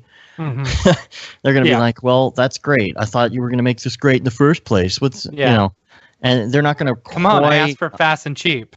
Yeah, they're not going to quite understand that. Yeah, they're getting fast and cheap. That's what it is. So I think that's the best option. Just save it for when you have a little downtime and be like, you know what, I'm going to step this up a little. I'm going to re-render it, and then it's going to be reel worthy. Because nothing's worse than making something real worthy and a client screwing that up. So, and iterate too. If you have something you really like and then they make a bunch of changes you don't like, and you're going to have to kind of go back a little bit as well and kind of like make it suck from what you had, save that version. So I've seen a lot of people do that too. They put the version they liked better on their reel, not what the client ended up with in the end. So yeah, I agree. Yeah. I want to say I've done that once or twice too. Elizabeth, Dan Marino also says Elizabeth Gilbert on Genius is a great TED Talk. I'll find that one and put it in the dingus. I used to travel on the road with her. I almost ran her over with a go-kart. True story. All right. It wasn't really a go-kart. It was a cooler. Oh, that right. was retrofitted with wheels to be a go-kart, and they didn't tell me the brakes didn't work when I got on it, and I almost ran over Elizabeth Gilbert. My bad. Keep sending in your questions to my brother and me. She's a big Bim Bam fan. Oh, yeah. Yeah. All right, here, I'm putting it in the dingus. You're going to see some text over my face. Oh, what are you putting in the dingus? That YouTube. It's really good that Skype put that link all over your face. I know. So that I know that that gibberish of a link is something I need to see. Yeah, I know. It's so You know, stupid. it's not like it's in the chat or anything or in the notification where the chat is, but I'm glad that link was all on top of your face. God, Microsoft, I hate you. And we're So back much. on Windows. The chat that's on the right side if you're on Windows, but the chat is on the left side if you're on Mac. Right. We have two different design teams for that. Because reasons. All right, let's go on to some. No, I was gonna go on to like just go ahead. Whatever. Okay. Let's go on to some links. We're gonna go to some stuff that isn't topic ideas and such. Oh, links. Okay, cool. Like Okay. I got a good link. Okay, it's 3dxo.com/textures/eyes. I used this recently on a project. Put I that use link this- in the dingus, please. Okay. Well, it'll go over my face. Oh yeah. Um, Whatever. So it's this is pretty cool. Now they're not the highest quality, but you could actually use them say for at a distance or relatively close. You know, I rendered mine relatively close at 720p and then, you know, made them smaller in post. And these are textures, just textures for eyes and stuff like that. And I was able to take one of these and then take a picture of like an actual eye and stuff like that and stick the pupil inside there. So it looked much more realistic. And it was a pretty good little resource for eye textures and stuff. Yeah, So- you know, these are really, really good. I just don't know why the iRye, that's plural for iris, right? I guess. The iRye. Irises. I prefer iRye. Okay. Like Ri-Fi. Ri-Fi, iRye. I think that they could have been a little bit higher res. I was just looking at them. I'm like, these are really, really great. And there's a lot of really cool variations, but there's something about, and the rest of it's pretty good res. For some reason, the iRye are just not quite there. So you just got to do what you did and just modify it. But it's a good start for sure. Let's see. What else? Okay, here's a good link. We talked about what is it called? griptools.io last week, right? And the fact that it lets you have an interface to Cinema 4D in many different ways. The OSC, it's just kind of a Swiss Army knife in and out of Cinema 4D. Something we didn't talk about because I didn't really notice it was a new thing that they added. If you look at Brograph experiment like number 3, where we did that green screen thing, we used an iPhone and just put the iPhone on the camera we were using so that it would mimic the rotation of the camera in Cinema 4D. Right. Well, something that they've added now to this package that you can get is iExplorer AR, which allows you to take a video with your phone, but then also pull the XYZ rotation and movement, the positional data as well, like full AR. So you could do an AR thing and like say record a desk with something on it and then grab that video and then grab that info from the camera, from the gimbal, from the motion sensors at the same time, and from the AR, you know, about where you were in XYZ space and all of that. So that's something else to check out on there. We kind of missed that last week. Yeah, that's cool. Arcade Retro Romantic says I'm bookmarking these things that you guys share. This will all be in the show notes at brograph.com in the podcast section for this show later on if you want to grab all those up. Physically based render encyclopedia. Yes. You sent me this week. Yeah, I think it was Liam who posted this. I could be wrong. And so if someone else did, I apologize. But basically it is an A to Z talking about physically based, you know, anything you could want to know about physically based shaders and stuff like that. It's very, very cool. The one thing that I was looking at, I noticed the micro surface, aka roughness. I think the big thing when it comes to this particular document is they're talking about kind of the instead of 0 to 1. Yeah. So when it's talking about microsurface, which is roughness, it's backwards, and it's saying this level starts at 1 and goes to 0, which I'm guessing that's why roughness is backwards in Octane, and you have to do the invert thing. It's just a guess. But this is a really, really great reference, and if you want to really nerd out and learn about all these things, it's interesting because there are lots of names for many things. Yeah. You know, when you go to different engines, they call them different things, and I don't understand why they do that, why there isn't one particular thing. Like, why is it microsurface and not roughness? And is there a reason that it's called that? Is it slightly different? Or is that just something that they're doing just because reasons? Yeah. I don't know, but great reference. And then super good reference. Also just announced today is something that Grayscale Gorilla is putting out. It's Gorilla Cam. Yes. Been seeing people talk about that. If you're coming to DFW C4D, you will have a chance to win a copy of that. Yes. So I've been excited to see what this is, because I knew we were going to give out a copy of it, but I didn't know exactly what it was yet. Yeah, exactly. So we knew it was coming. So check that out. There'll be a link for that as well. But that's been all over their Twitter and everything today. You can find that easily. So yeah, and big shout out to all the sponsors that we've got coming up for DFW C4D. Who all do we got, Dave? We've got Grayscale Gorilla, of course. iDesign. Maxon, of course. iDesign. Fox and Hound, where we're holding the event. Mitch Myers is going to give some stuff away. We're going to give some stuff away. Is Mr. Plow giving some stuff away? Mr. Plow is giving away stuff too. Is giving some stuff away. We also got confirmation from Joey from School of Motion. He's going to send one of his guys there with some copies of the Freelance Manifesto. He's sending somebody? He has got someone who actually lives here in Denton. Oh, nice. So I did not know that. Yeah. That's awesome. So he's got someone who's going to be giving away some copies. We're going to be giving away some copies of the Freelance Manifesto, which I think is just awesome. Nice. Am I missing anyone, Dave? I'm not sure. The fact that Mr. Plow is going to be there is awesome. Is he actually coming? Yeah, he's actually coming. Mr. Plow will be there. School of Motion, Pixel Plow, Fox and Hound, Maxon, iDesign, Mitch Myers, Grayscale Gorilla, and Brograph. Yes.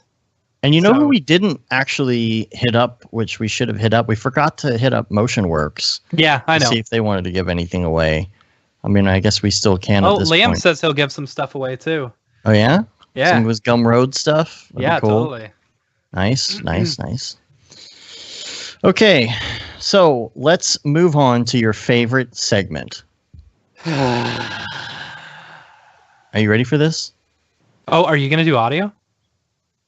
Am I going to do audio? No, I didn't know if you're doing the live stream. If you need a button for the live stream now. This is all about the audio show. I'm not doing anything but placing streaming. No, if I take a pee break, I'm going to get up and everybody in the live stream is going to wait while I take a pee break, and I'm not going to edit it. Well, I really wish we could. This is just about audio. Could do that. I really wish I knew we could do that last week, because I was dying last week. Yeah, you totally can, and I'll just put a little standby thing on while you pee. No, I was going to say, with that new little button thing that you get, can that do audio as well? So could you press a button? It can trigger anything, yes, but it doesn't work that way. But I can't hear it because I'm not doing it in the actual live thing. Like, this is not set up that way. It's not how it works. That's not how any of this works. Keep this all in, by the way. You know the meme? Well, I am keeping all this in because I'm not going to edit it. Well, you're going to have to, because this is right next to people's people, apparently. No, all I do is slide over that pre-made audio to the right section, and it's done. All right. But the live stream, that's a whole other animal. I'd have to have a separate mixing board, and I'd have to play it, and I'd have to hear the feedback from the live stream to make sure that it worked. And then that wouldn't be in the live audio that I'm recording in the separate channels, and then I'd have to go edit that. I have to have another version. All right. That's why there is no people. Wah, wah, wah, wah. You want me to just sing it? I'll sing it. No. I need to learn it on the ukulele. I'm going to ukulele back there, I'm going to his page now on Twitter, on the Twitters, so that we can talk about this. I already have.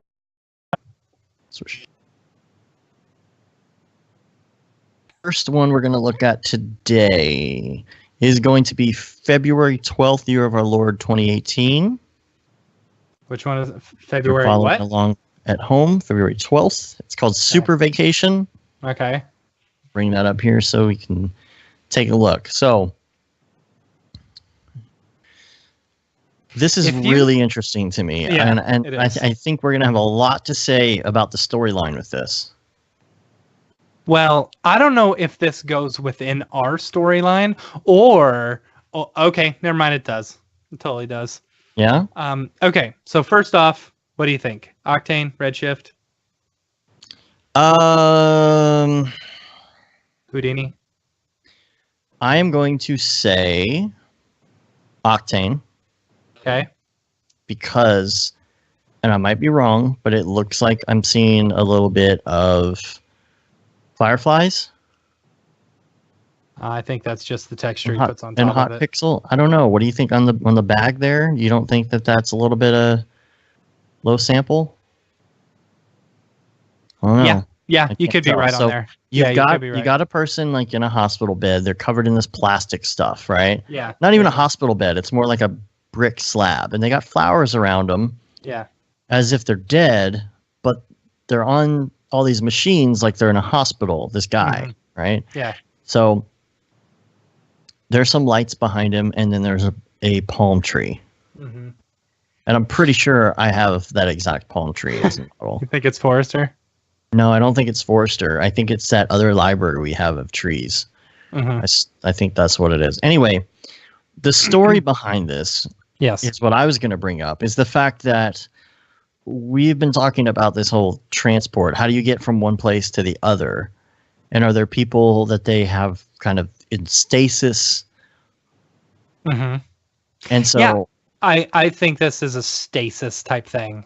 I think maybe this is the precursor for going inside of the transportation, vessel. This is to get them prepared for the transportation vessel, and then this is just like a super vacation, super long vacation. The thing. You don't come back from this. You don't come back to Earth when you do this. Right. So everybody says goodbye and pays their respects. They're not going to see you again. Right. Yeah. You're dead to them. Well, I don't know about this because this. Okay, now think about it this way. This was in the time before the transportation. The spherical transportations and the beams and stuff like that. Okay, before they got the ability to do that. Exactly. So, this was when they physically had to go. So they had to go under some sort of cryostasis or something like that. Mm-hmm. So this is the beginning going into it. Right. Yeah. Right. So I think it's called Super Vacation because I think it's Super Vacation because it's a vacation you go on where you don't come back. But it's vacation because I think the fact that you're going to this new world that's like super nice in comparison to post-apocalyptic Earth, I think what's going on here is this is your vacation. This is your way out. And maybe it's possible that you have to be very wealthy to make it to the new planet. Maybe. Yeah, that could be the case. So just keep that in mind going forward with some of these new... Okay, so you think pieces that are this is creating like it's going to be ghetto huge financial gap between like the top 1% and the bottom 99, and the 99 are going to be stuck on Earth, and the top 1% are going to be the ones who have to terraform this new world. It's kind of like I would think that they would, I would think that they would do it a different. Oh no, I got it even better. This is much better. They're doing this to people so that they can set up the initial planet, because these people aren't actually poor or aren't actually rich. They are not part of the 1%. The 1% is sending all of these poor schmucks to go and work and work in this whole thing, terraforming the new world and stuff like that. And then because of that, they're the ones working so that the 1%ers can just use the beam and they don't have to sit through the whole thing. Because 1%ers don't like to work hard. They don't work hard. You They know? don't? No, not They with their don't. hands, not like Oh, physically. with their hand. Oh, physically. Yeah, yeah, no, they Okay. like to boss people around. So they're gonna send people workers up to, I don't know. I feel like you're a little jaded by Trump, but okay.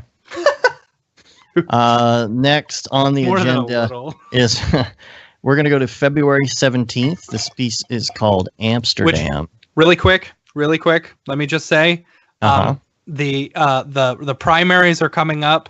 If you guys haven't registered to vote, like seriously, just go, like enough people were Just pissed do off it. that it was between Hillary and Trump. It was a really hard decision between everyone, but and honestly, if you would just go out and vote in your primaries right now, you actually get to choose the person that you want to vote for in the actual election.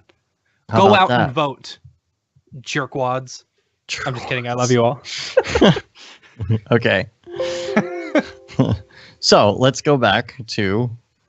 And if you live in Texas, go for Beto O'Rourke Oh my gosh. and Jeffrey Okay. Payne for governor. All right. If you're voting Democrat, if you're voting Republican, I can't tell you. February 17th. This is called Amsterdam. 531 said, "Got to go terraform like a poor person." That's good.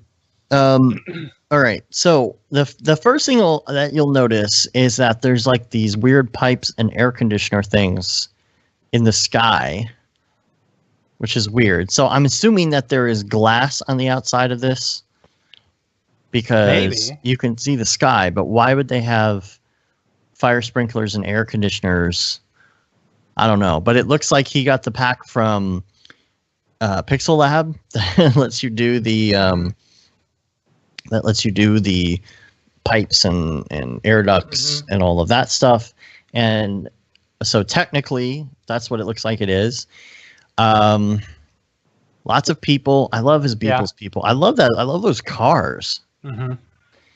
So these are people walking down a street, and it looks like Amsterdam, but there's scaffolding and there's like weird stuff in the sky, but you can still see the sky. So I'm guessing this is under glass.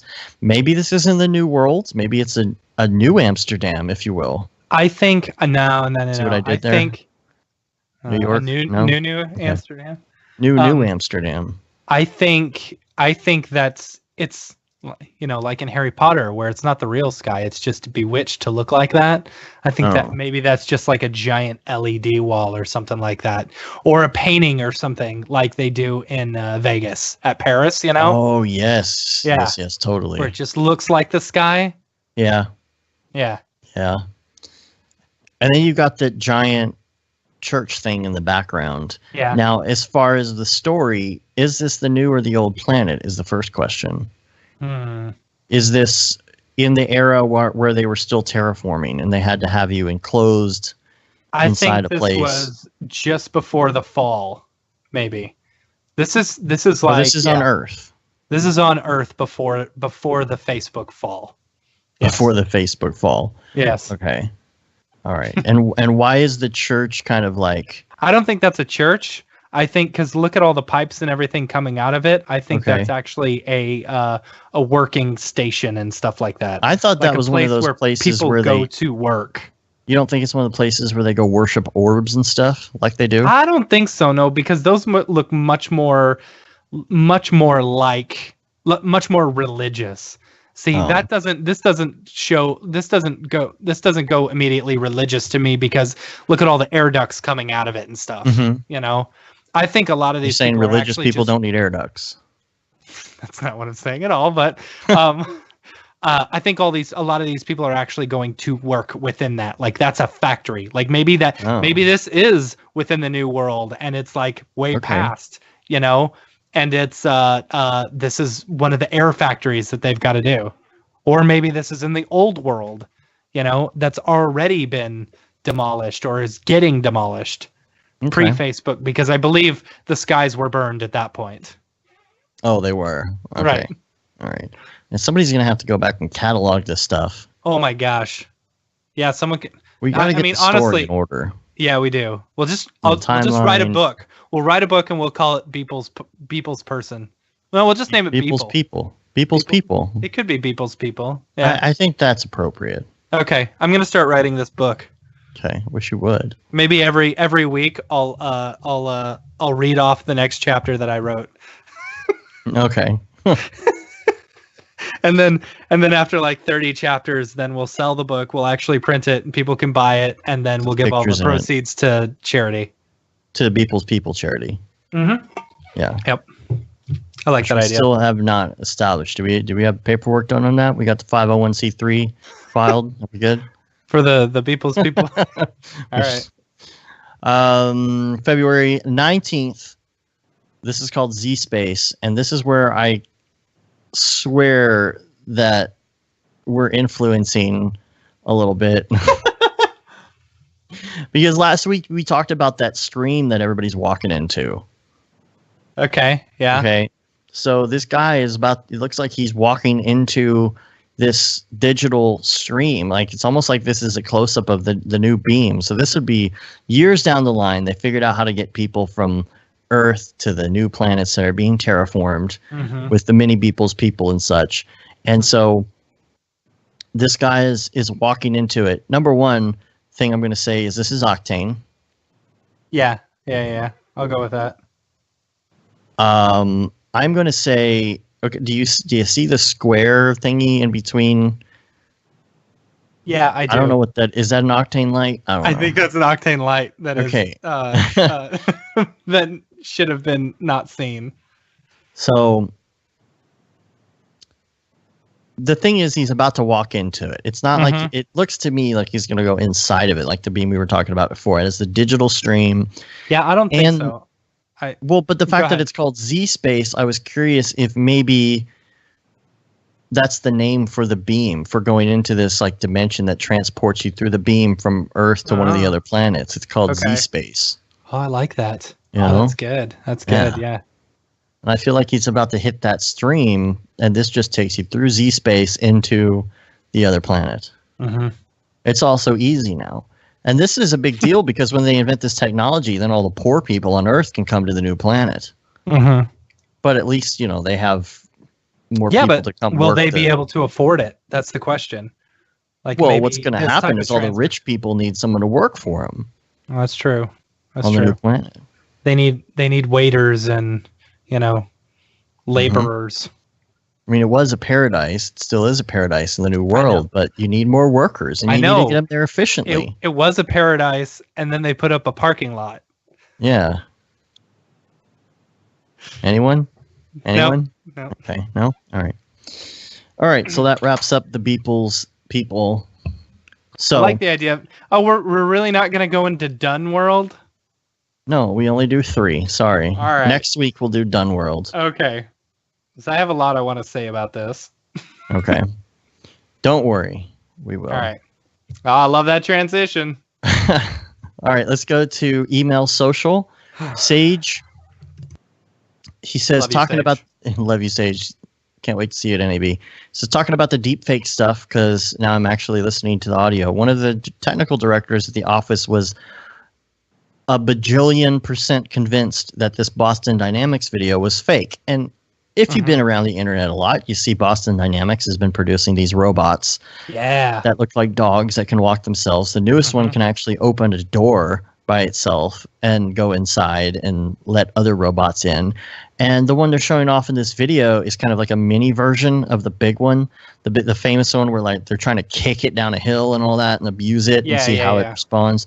This is like a mini me version of that, right? Yeah. So this person at his office like was totally convinced that it was CG and telling Sage that, come on, man, you're like a graphics guy. Like you should totally notice that this is CG. It's not CG.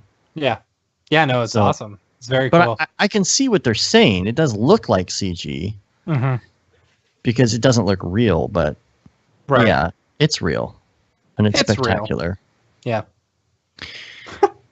Yeah. G-Rant. Not to be confused with Grant. Right. This says, quick question about mail track. What's the big difference between basic and pro? Basic still doesn't let people know you're using it, right?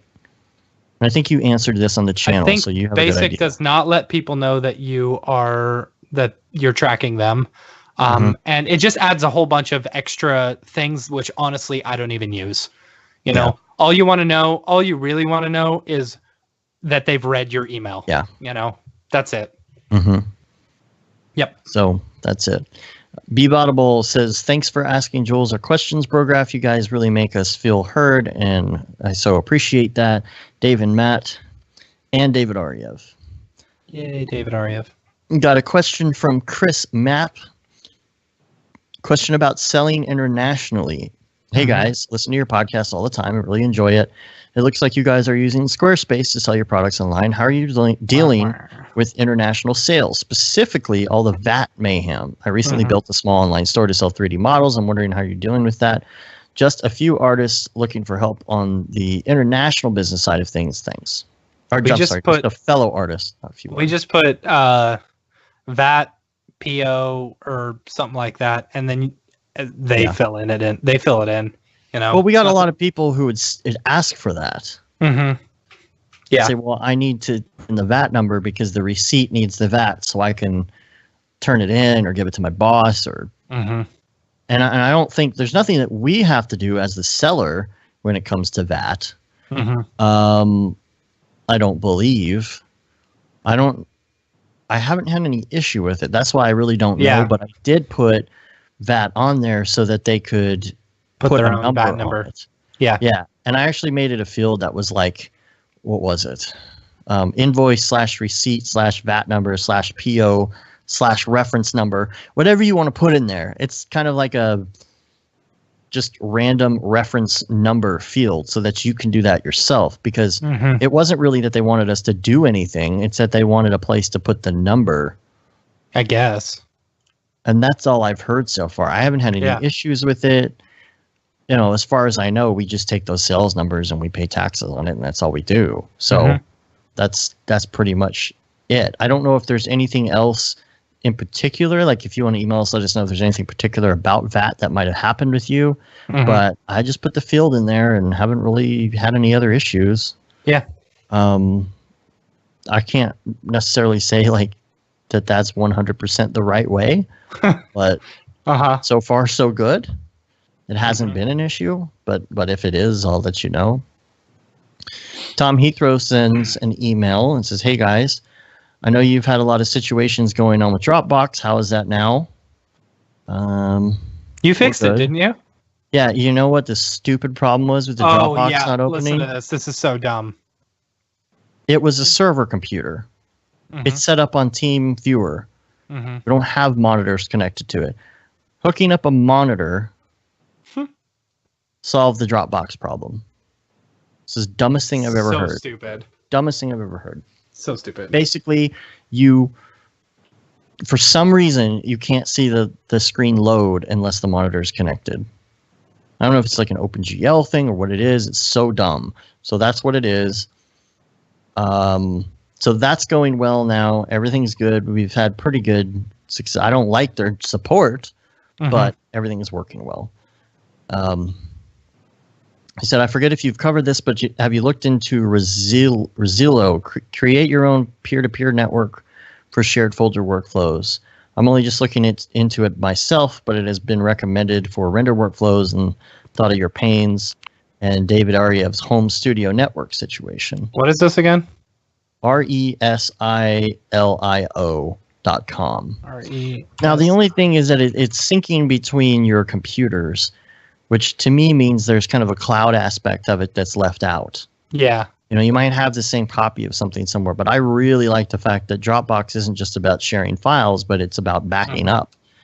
And the history. There's a lot of times, have you ever done this? You open up a project file because you're going to make a similar project file. You know, you're going to make a variation on a Cinema 4D file or a Photoshop file where you're going to save a new version and give it new attributes to accommodate something else, and then you accidentally save over the old version. Yeah. And you're like, oh, crap. I meant to do a save as, and I forgot. Yeah. Then you just go back to the old version on Dropbox. Yeah, it's so easy. You right-click in your Finder or in your Explorer, and you say version history, and it opens up in the browser, and you say go back to that. It resyncs, and you're done. Love that. Yeah. There's been a few times where I actually when I would normally be worried about something like that, I actually have thought, no, I don't care. Like if it's like, okay, I leave a bunch of things open and then I'm closing them down. It says, do you want to save? And I'm like, I don't know. Sure. Okay. Last time I saved, blah, blah, blah, but now I just hit because if I need to go back to a normal version, I've got it. Right. And I'm real careful with that too. If it's something I'm going to open and modify and I don't want to save, I really make sure I close it. Yeah. And the thing is, all these are great and all of these solutions have their advantages. But for us with Dropbox, it's still, despite its problems, has been kind of the best thing for us. Mm-hmm. So far, we haven't found anything better, including Google Drive. I don't know.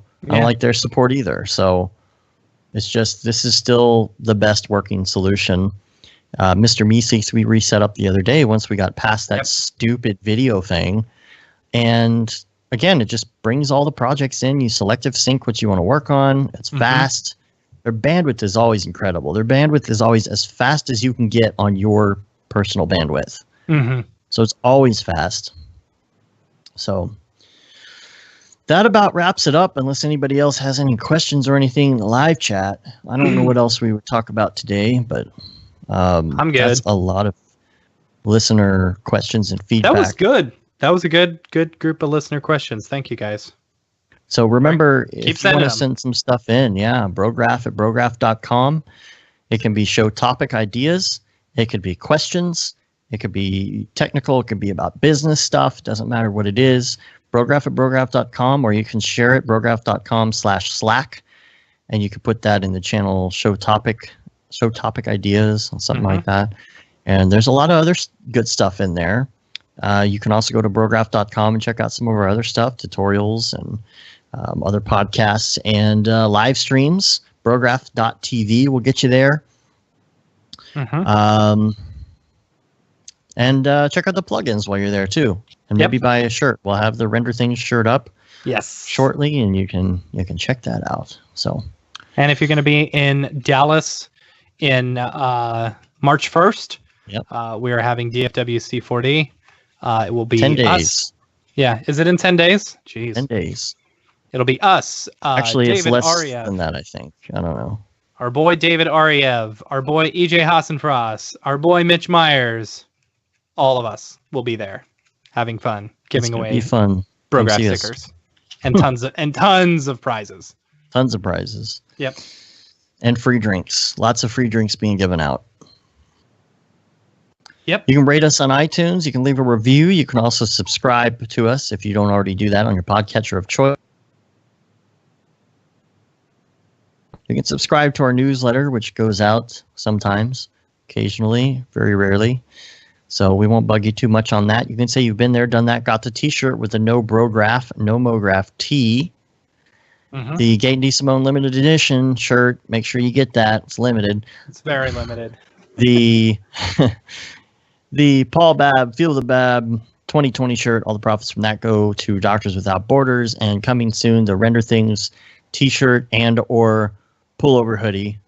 That'll be a lot of fun. I want to see people wearing that at NAB. That'll be great. Yeah. And I believe that wraps it up. We're on Facebook, Twitter, Instagram, Twitch, and of course YouTube and brograph.com. Awesome. And Rick Bogus says EJ is there in LA tonight. Yeah, I know. Like what's he doing? I don't know. They did Colorado C4D last night with Nick Campbell. And then he's really? I didn't know that. Yeah. Well, nice. And then EJ's in LA. That's crazy. He's all over the place. I think that'll be the next thing. We got to get Nick out to DFW Yes, C4D. we do. Yes, that'll be the next thing. So we'll talk to him at NAB about that. And it'd be cool if we could get all the Grayscale guys out, but I don't know how easy that would be to do that. Would be just so have much all fun. three of them present, and that's it. Yeah. That's it. Just the three of them, and we're done. Have them show off all of their products, and then we're good. Yeah. That'd be good. All right. Anyway. All right, cool. We're going to wrap up. Until next week, I'm Dave. And I'm Matt. Have a good one. Later, bros. All right. Man. You really smell like. And I got a call from a client. I need to listen to this real quick.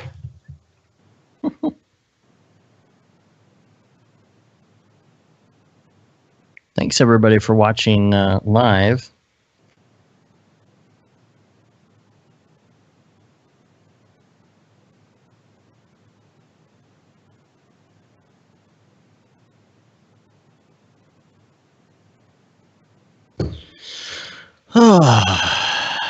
We are going to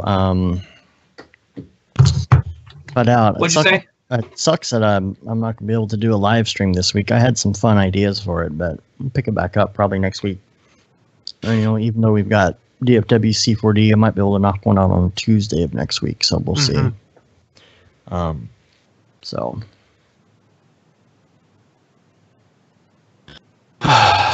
Matt, audio, episode 122.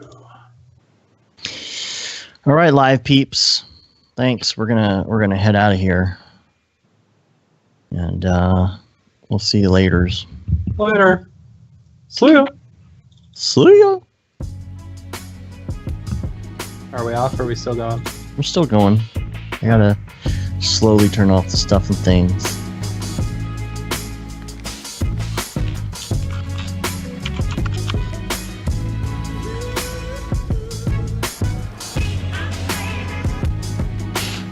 It's uploading. I got a call. Am I still live? Still live. I don't want to be live while I'm talking to this person on the phone. No, hold on. Do.